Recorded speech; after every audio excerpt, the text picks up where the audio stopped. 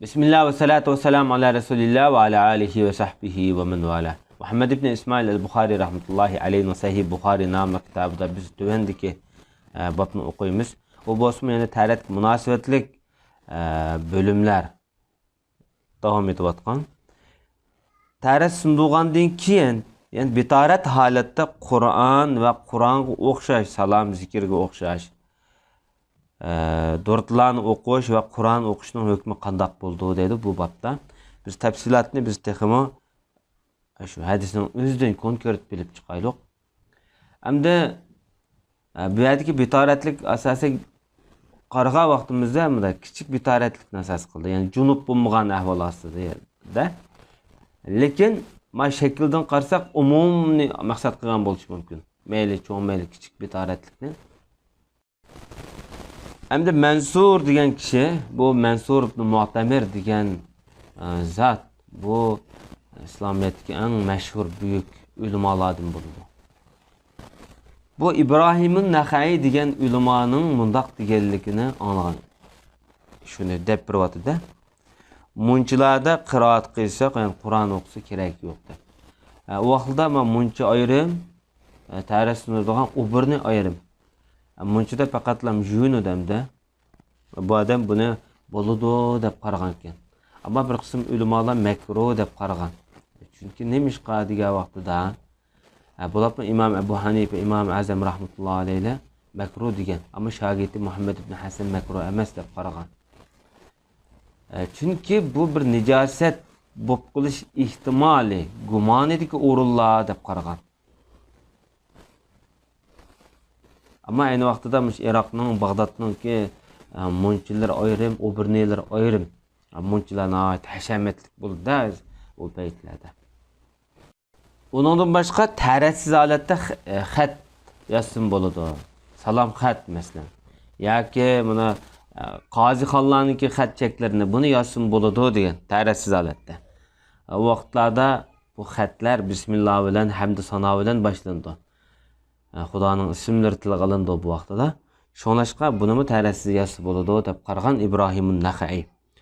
Ammo Qur'onni yezishmaslikka kelgan vaqtida bir qism ulamolar ba'zilar masalan bo'libmush junub holatda Qur'onni yozsa bo'lamdi, bo'lmamdi degandimi? Hanifiy mazhabning ulamolaridan bir qism ulamolar bo'ladi degan, bir qismni yo'q bo'lmaydi. Bu Qur'onni yezish tutish bilan barobar deb qaragan. Amaliyotda İmam Ebu Yusuf Qur'onni yozsa bir harfni yozdi, bir harfning o'zini kalim degil olmaydi. Kalim bo'lmagandan keyin bu Qur'on bo'lmaydi.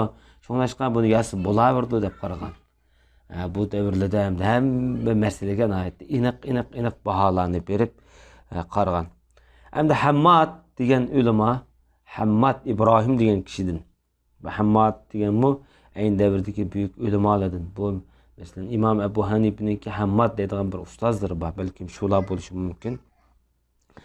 Bir odamda ishdan bo'lsa salom ber, ishdan bo'lmasa salom berma. Bu vaqtda hozirgidek bizning ma'va pishma ishtonlarni kelmaydi. Bu vaqtimda rido shaklida ostiga bir raqni yo'gaydi, ustiga bir raqni yo'gaydi degandek uzun bir ton shaklda. Shunlashqa hamda mush ishdan yo'q odam xuddi o'birnidagi odamga o'xshash yalang'och peti avrat turayotgan odamni Xudoning zikr qilolmaydi. Ba'zi ulamolarning nazarida. Shunlashqa bular yalang'och odamga bunday salom qilgan vaqtida qaytirish ehtimoli bor. Shuni uning salom qilma, ham u o'birnidagi holat va nijosatlik holatdagi bir hukmni mavhum bir holatni bildiradigan holat deb qaragan. Bu so'zni rivoyat qilgan Hammad degan kishi Hammad ibn Abi Sulaymon deymiz. Bayam deganda ko'pining donliq ulamosi.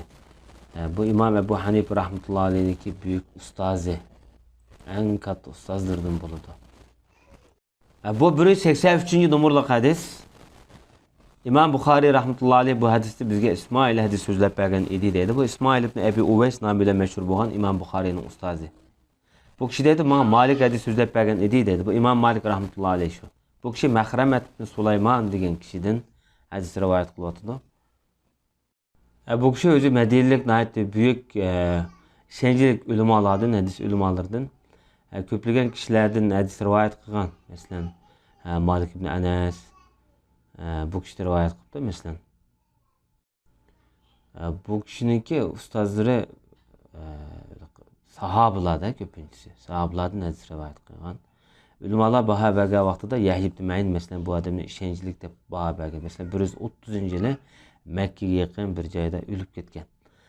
Bu adam ölüp ketishde tabiiy emas, o'ltirilgan. Ma'lum bir inqilob yuz berib, shu inqilobda o'ltirilgan. Bu zat Kurayb degan kishidan rivoyat qiladi. Kurayb kim u deganda Abdullah ibn Abbosniki ozod kirtisi bir necha qatim o'tgan bu kishining tarjimasi. Bu kishi deydi, haqiqatan Abdullah ibn Abbos radhiyallohu anhu payg'ambarimizning jiya navra inisi. Bu kishiga xabar bergan ekanda, bir kuni Abdullah ibn Abbos payg'ambarimizniki ayoli Maymunaniki huzurida qo'napti. Chunki Maymuna Abdullah ibn Abbosniki onasining ochisi ya singlisi. Yani hammasi bo'ladi, ona taraf hammasi bo'ladi. Hammasi bo'lg'achqa men yostiqning kengri qo'yaplam, yotdim deydi, kenglik tarafida. Yostiq mesela uzun bo'ladi. Bu uy payg'ambarimizning uyina aytib ta. Yostiqninki bo'y tarafida ayol payg'ambarimizla Maymuna yotibdi. To'g'risiki 50 sant yeri va ya 30 sant yeri var mesela. Bu yerda bujak tarafiga Abdullah ibn Abbas radhiyallohu anhu beşini koyup yattım deydi. Peygamberimizden ailesi Meymune uzun terpide yattı. Peygamberimiz uflap kaldı, keçi yerimleşip kaldı hatta deydi. Ya keçinin yerimden azrak ötkendi ya azrak kalgandı belki.